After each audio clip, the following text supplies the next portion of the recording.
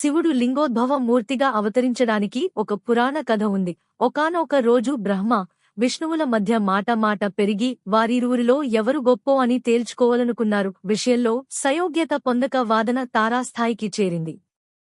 ఇద్దరిలో ఎవరూ తగ్గలేదు. ఇదంతా చూస్తున్న శివుడు వారికి తన శక్తిని చూపించాలని మాఘ మాస చతుర్దశి తిథి రోజు ఇద్దరికీ మధ్య జ్యోతిర్లింగ రూపం దాల్చాడు. బ్రహ్మ, విష్ణువులు లింగాకారంలో ఉన్న ఆ శివుని యొక్క ఆది అంతం తెలుసుకోవాలని విష్ణువు వరాహ రూపం ధరించి లింగాకారంలో ఉన్న శివలింగ అడుగు భాగాన్ని వెతుకుతూ వెళ్లాడు. మరోవైపు బ్రహ్మ తన హంస వాహనమెక్కి ఆకాశమంతా తిరగడం ప్రారంభించాడు.